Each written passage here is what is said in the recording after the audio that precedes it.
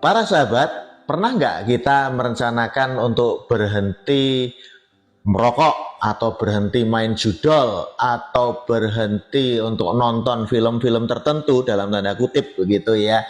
Tetapi yang terjadi malahan kita tambah melekat pada hal-hal itu. Yang terjadi kita malah kecanduan, makin kecanduan lagi dan seterusnya. Pernah nggak kita yang mahasiswa nih, kita merencanakan 2 bulan lagi selesai nih mengerjakan skripsi atau tugas akhir kita. Tetapi yang terjadi malah hampir 2 tahun, nggak rampung-rampung, nggak kelar-kelar, sehingga kita terancam DO dari kampus kita.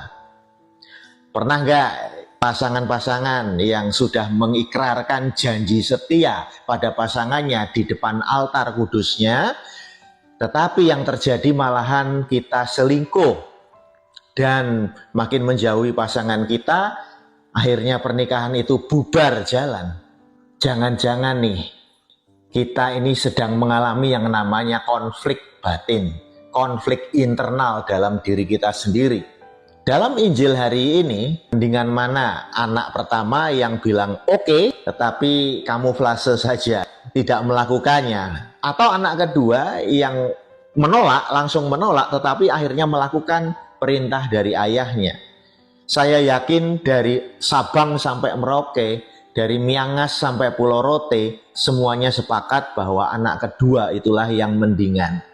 Yesus bersabda di dalam Lukas 15 ayat 7, "Aku berkata kepadamu, demikian juga akan ada sukacita di sorga, karena satu orang berdosa yang bertobat lebih daripada sukacita karena 99 orang benar yang tidak memerlukan pertobatan." Itu yang terjadi pada anak kedua tadi.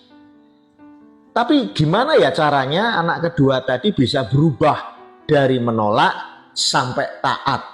Kata kuncinya satu, dengarkan suara hati kita. Suara hati adalah suara Tuhan sendiri yang ditanamkan di dalam hati kita untuk mengejar kita, untuk terus mengejar kita. Kalau kita tidak mau mendengarkannya, kita jadi nggak nyaman, kita jadi nggak tentram, tidak mengalami damai sejahtera. Kenapa? Karena kita tidak menuruti suara Tuhan itu sendiri. Sampai kita menaati dan melakukan apa yang di-request, apa yang diminta oleh suara hati kita itu. Itulah yang dilakukan anak kedua tadi. Nah, untuk bisa menjadi anak kedua tadi, mari para sahabat sekalian, kita bersikap